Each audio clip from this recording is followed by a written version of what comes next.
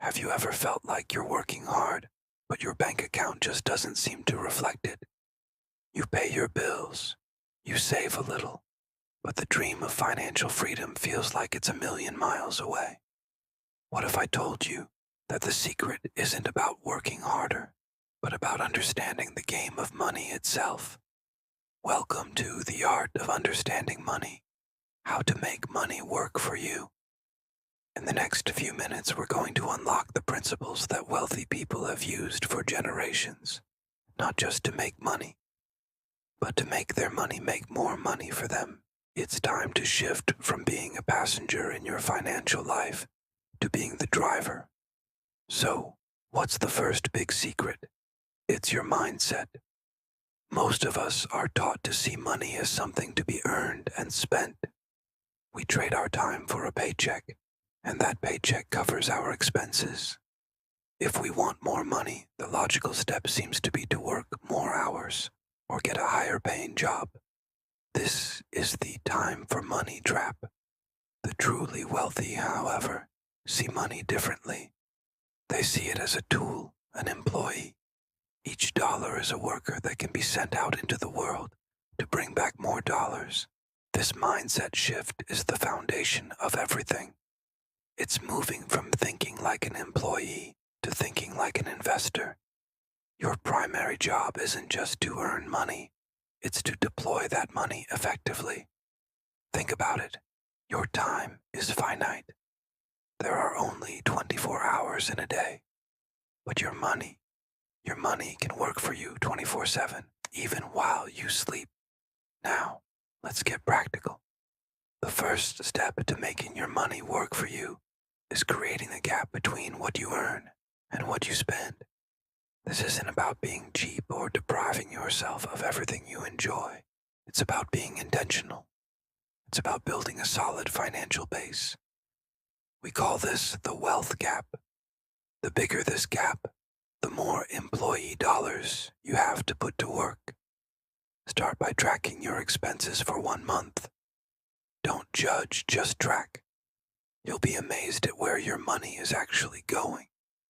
Often, we have dozens of small, unconscious spending habits that add up to a significant amount.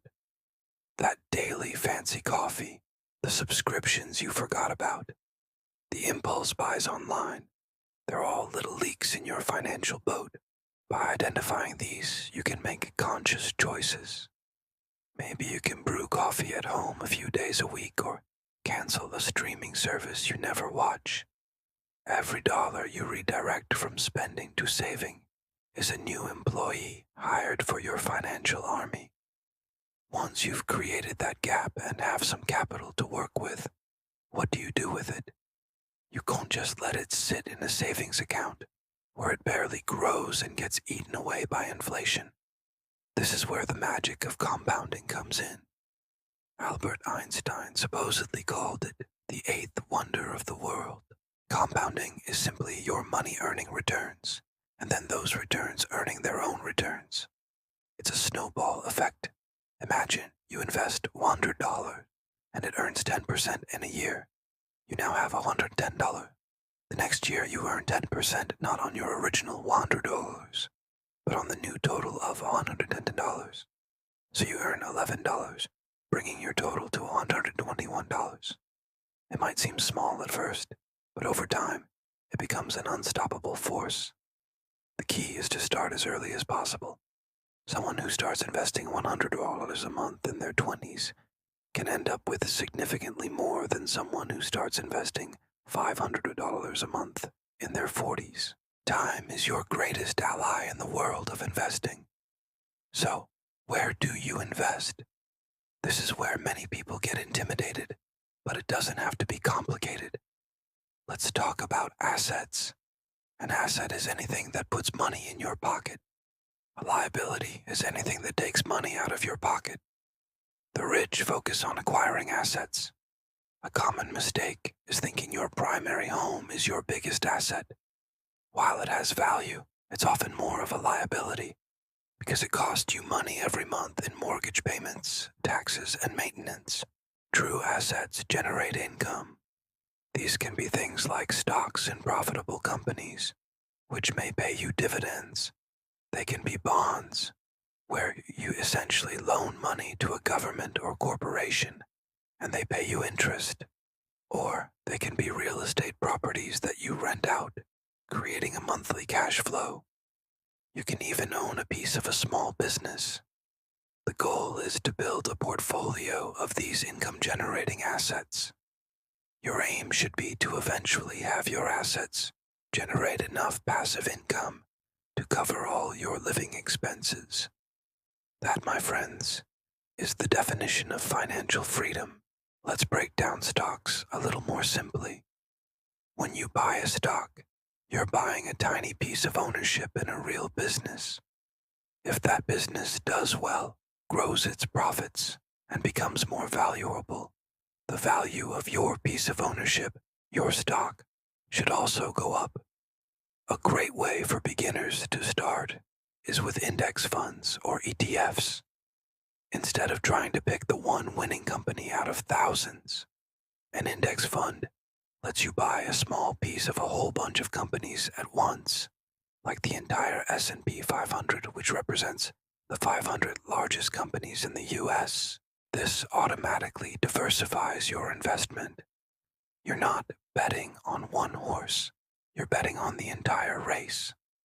This strategy is less risky and has historically provided solid returns over the long term. You can start investing in these funds with very small amounts of money through various online brokerage apps. The most important thing is consistency. Automate your investments, even if it's just $50 a month. Pay yourself first before you pay your bills or buy your groceries. Treat your investment contribution as the most important bill you have to pay.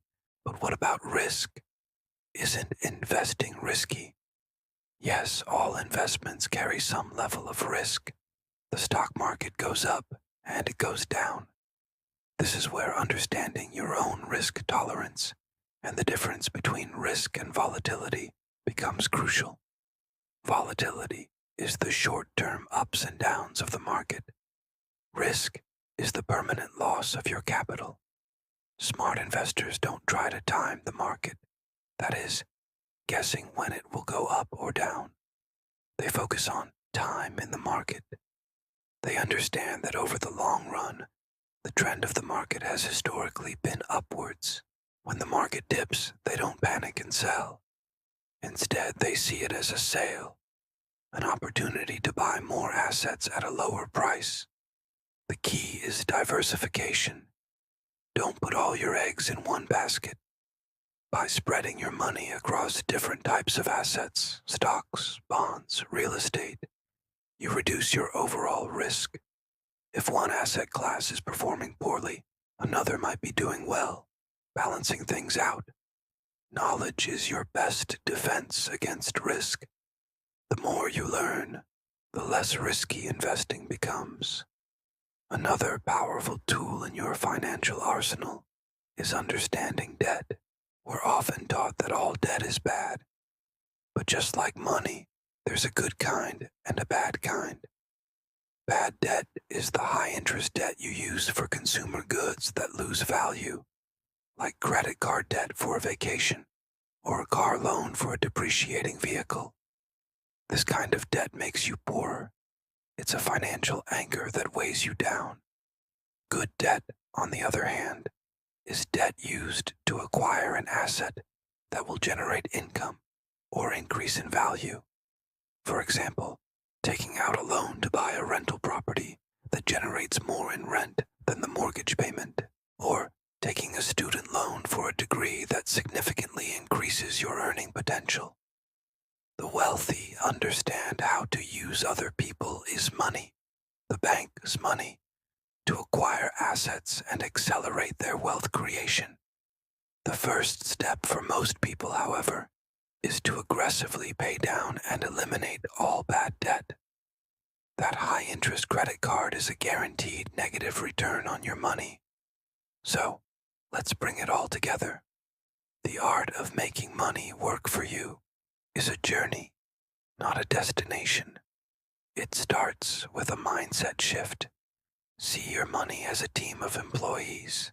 Second, create a gap between your income and expenses to have capital to invest.